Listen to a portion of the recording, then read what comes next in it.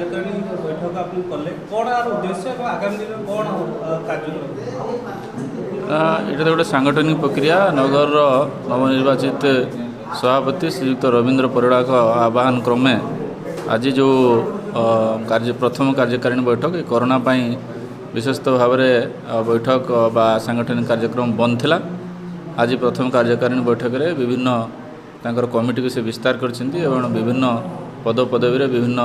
দায়িত্ববান লোক দায়িত্ব হস্তান্তর করা হয়েছে আগামী দিনে কেমিতি নীলগিরি নগরকু ক্রিয়াশীল করা যাব এবং মুখ্যমন্ত্রীଙ୍କର ସବୁ କାର୍ଯ୍ୟକ୍ରମ ମୁଖ୍ୟମନ୍ତ୍ରୀଙ୍କର ସମସ୍ତ ଜନକଲ୍ୟାଣକାରୀ ଯେଉଁ କାର୍ଯ୍ୟକ୍ରମ ସେସବୁ କେମିତି ଲୋକମାନଙ୍କ ପାଖରେ ପହଞ୍ଚିବ ଆଉ ଯେଉଁମାନେ ମୁଖ୍ୟମନ୍ତ୍ରୀଙ୍କର ଏହି କାର୍ଯ୍ୟକ୍ରମକୁ ବା ମୁଖ୍ୟମନ୍ତ୍ରୀଙ୍କର ଏହିସବୁ ଯେଉଁ ଷ୍ଟେପ୍ ନେଉଛନ୍ତି ତାକୁ ନିଜ ନାଁରେ ନାମିତ କରିକି ଗୋଟେ ଫଲ୍ସ ଫାଇଦା ନେବା ପାଇଁ ଚାହୁଁଛନ୍ତି ତାକୁ ନିଶ୍ଚିତ ଲୋକମାନଙ୍କ ପାଖରେ କୁହାଯିବ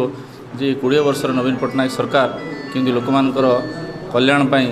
ଜନକଲ୍ୟାଣ କାର୍ଯ୍ୟକ୍ରମ ଯେଉଁ କରୁଛନ୍ତି ସମାଜର ଅନ୍ତିମ ଧାଡ଼ି ଲୋକମାନଙ୍କ ପାଇଁ ସମାଜର ଦଳିତ ପଛୁଆ ଏବଂ ଗରିବ ଲୋକମାନଙ୍କ ପାଇଁ କରୁଛନ୍ତି ତା ଦ୍ୱାରା ସେମାନେ କେମିତି ଉପକୃତ ହେବେ ତାକୁ ମଧ୍ୟ ତାଙ୍କ ପାଖରେ ପହଞ୍ଚାଯିବ।